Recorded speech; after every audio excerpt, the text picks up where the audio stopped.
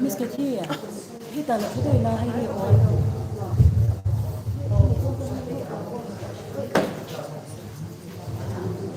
Shall we start?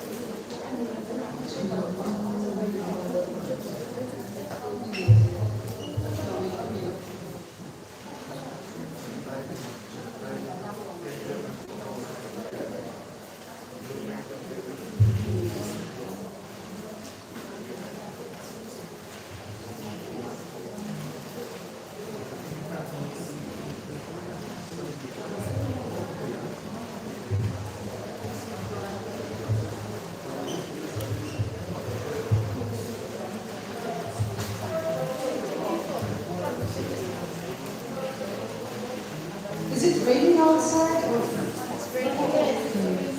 Am I audible? Is it audible?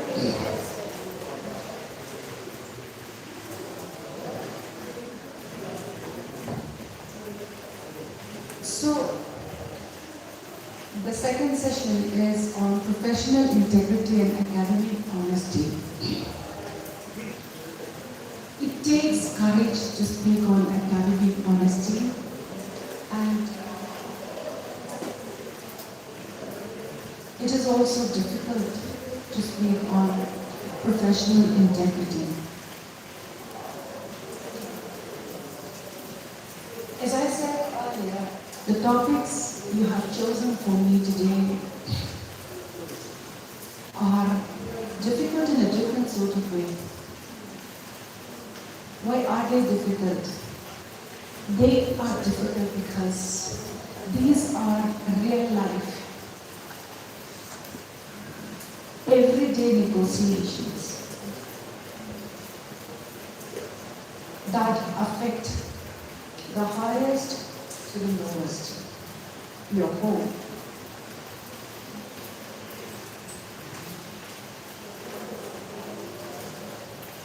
This morning we spoke at length about one very, very important part of the work culture, or two I should say, our relationship with others and how we conduct ourselves.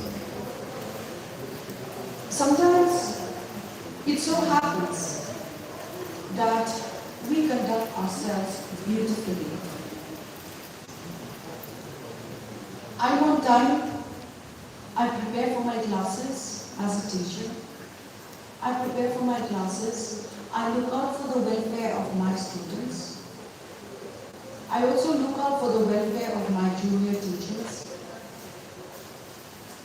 I don't gossip.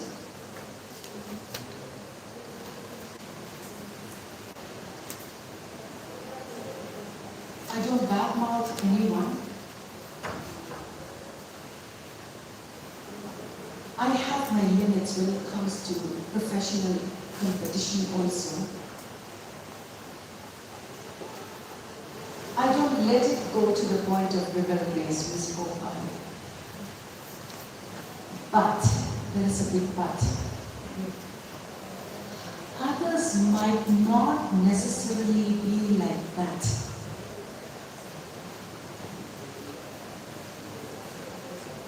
Your workmates might not necessarily be like you.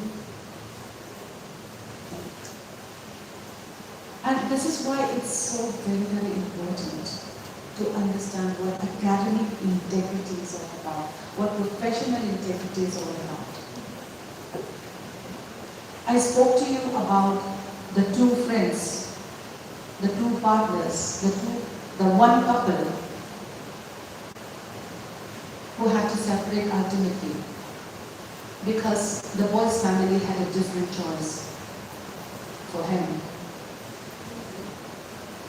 And the shared papers, the shared articles, all of them became redundant.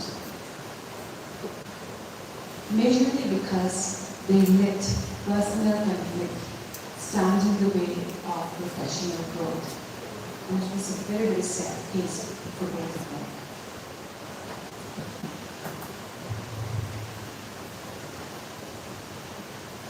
What differentiates us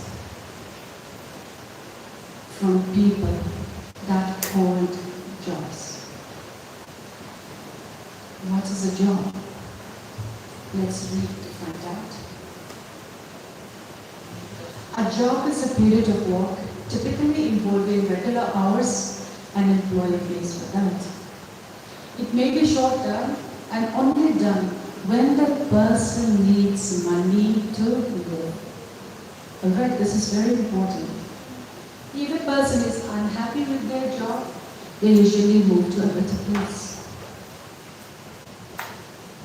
Jobs can come with specific qualifications, hours and other requisites. For example, the type of work you do for your job may require a certain degree or specialized study to be eligible. We call doctors, nurses as professionals. But, especially during the last 40 to 50 years, teachers are increasingly becoming recognized as professionals also. So what is a professional or who is a professional? What is a professional? A professional usually requires prolonged training or experience before you can work at it. For example, unlike a job, a professional might require you to be licensed to do it. Alright, this is very, very important, licensed to do it. We don't actually call it a license, but we have our NET certificates. We have our SLED certificates. We have our respective PhDs. And this, and MSc, so on and so forth, isn't it? For us, in the world of teaching, these are our certificates. I will not speak about B.Ed or M.Ed. If you want me to answer questions in that area, you can do that later.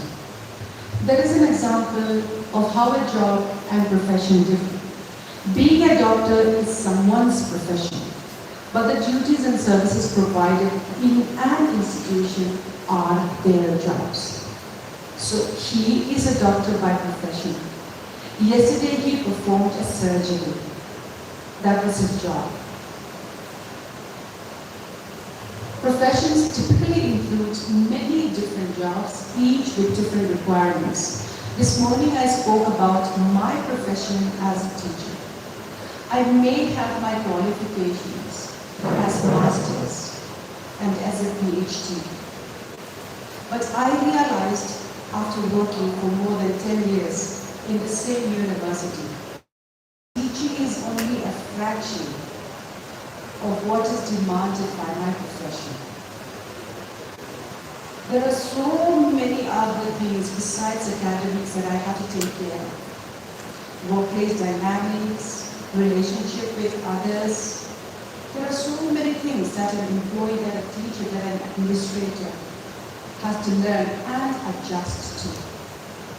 That is why today's topic is so relevant in modern days of work. So, when we look at a job and when we look at a profession, what do we see?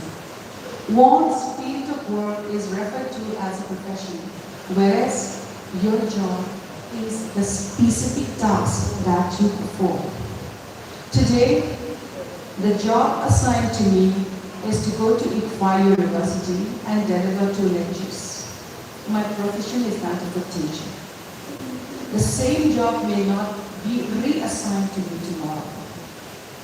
Tomorrow, my job is to have a meeting with online teachers in Mizoram University and set motion for the coming semester.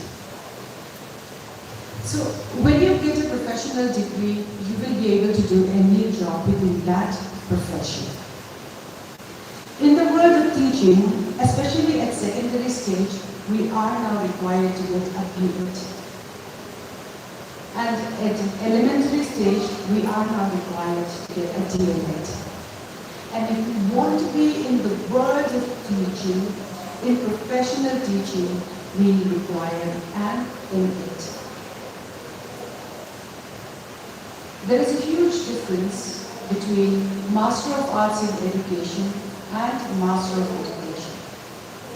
I told you this morning that my department is like a melting pot, where you find people from different disciplines coming together. I was a graduate in science and my master's is in education. And there are people coming from the Department of English, from humanities, English, Mizo, Hindi, and then you have those from the sciences, life and physical sciences, mathematics, commerce. So different fields of professionals working for teacher education. And all of them necessarily have their M.Ed besides their masters. And this is what qualifies them as professionals in the field of higher education. I hope you understand the distinction clearly. Madam, Yes. we want here that we're raising lots of questions. Oh, please. That's most welcome, sir. Your take on the role as a service provider. I feel it's very, very important that we understand that ultimately, and if we are speaking purely from the material point of view, we have to provide the right kind of specialists for a specific service. And for us, from the School of Education, our role as a service provider is mainly in the world of teaching. We want to provide Mizoram and elsewhere also, speaking, with qualified teachers. Teachers not just eligible by means of their, mark sheets or certificates or whatever, but they are practically useful. They are practically capable. They can adapt to new situations. They can adapt to new educational environment, because educational environments also do differ. So that is what we are basically trying to do. Of course, academically, technically, we provide MA in education, M.Ed, B.Ed, and right now we are now starting a new dual degree program. We call it ITEC. So that is basically for secondary school teaching, where students will come out with dual degrees. They will not necessarily have to go for a different admission for their, B.Ed program. They will be studying their undergraduate and BA program simultaneously. So as far as providing the workforce is concerned, we are trying to be the most important workforce provider in the world of teaching. And of course, Mizoram is fortunate in that if you will look at the nation as a whole, then of course the scenario has changed. There will be no main examination anymore, wherein the candidates can choose only one or two topics. Now it's generalized. But earlier, when candidates had a choice even for competitive exams, when candidates had a choice of all other subjects with the exception of education. In Mizoram, candidates had a chance. Even candidates from education had a chance because there was a special paper on education for main examination in MCAs and other grade A examination. Unlike the nation where you have your UPSC. And there in UPSC you do not have the option. If you are an educationist, you cannot give your exams based on your master's degree. You will have to choose other papers. But here in Mizoram, the subject of education used to be there. But now, of course, there are no boundaries. There is no main paper anymore. So you have to be ready for all the subjects. So, is it all right, sir? So, you're very much welcome. Please feel free to drop in whenever you want to, sir. So, how do we explain professional integrity? See here. Today you are with us as a resource person. Let's pick up from there. The first question that comes to mind is, how resourceful can a research person be? Which means, now you are fortunate because from a science background you come to the humanities. And we are back to a world of interdisciplinary. Mm-hmm. Oh, very interesting. No, even in the civil service also, a person who is from the science background pick up as his main subject anthropology, sociology. No, they do better. Yes. They do better.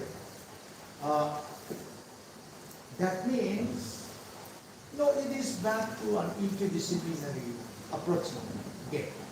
That is where, and I'll be too happy if my PhD students pick up a model from any of the streams and use it as their base. Mm-hmm.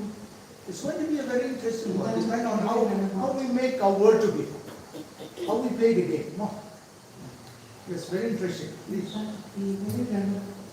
So, this morning we spoke about personal conduct, how I conduct myself in any given situation, inclusive of how I conduct myself in my workplace. And we continued on to how I conduct myself with others, interrelationship, our relationship with other people. How do we navigate that? How do we stay in control of our personality when we get in contact with other people?